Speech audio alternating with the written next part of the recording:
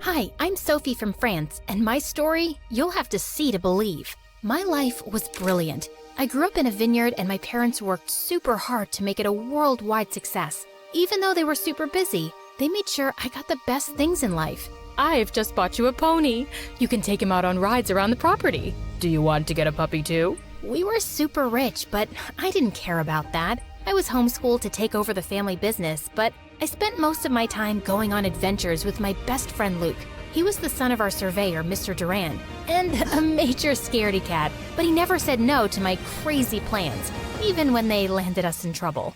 Come on, Luke! Let's go to the lake and search for sea monsters. Are you crazy? We'll catch a cold, and besides, it's against the rules. Rules schmools. If there was a rule against sneezing, your head would explode from keeping them in. And you'd pick your nose just to tick people off. No, we're not going to the lake, and that's final. But I never took no for an answer. So I jumped over the fence and went running towards the lake. And poor Luke had to follow. But I stopped short when I saw a couple of village boys throwing rocks at a beehive. Hey, leave those poor bees alone. What's it to you, princess? Go back to your stupid grape juice farm. Sophie, we need to head back now. No, you should go back to school and learn how important bees are for the environment.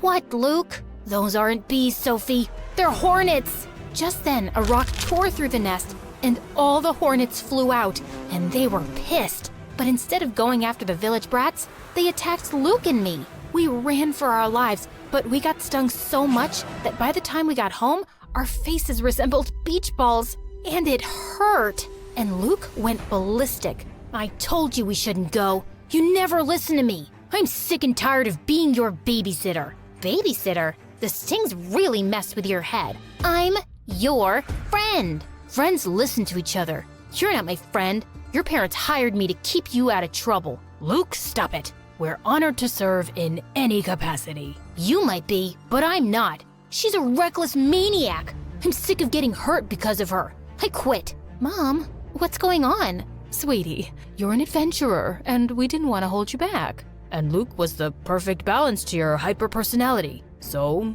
we paid him to keep you safe. We were only doing what was best for you. You think this is best for me? My entire relationship was a lie. What else have you been lying about?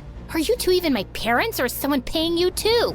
I stormed off to my room and didn't speak to anyone for days. Luke left for the city without saying goodbye, and I felt humiliated that I was such a loser. No one would be my friend if I wasn't rich. Mom and Dad arranged playdates with other kids, but it wasn't the same. Every day I missed Luke, and every day I hated him more. But things at the vineyard got worse. Our wine sales went down, and then a freak storm destroyed more than half the vineyard.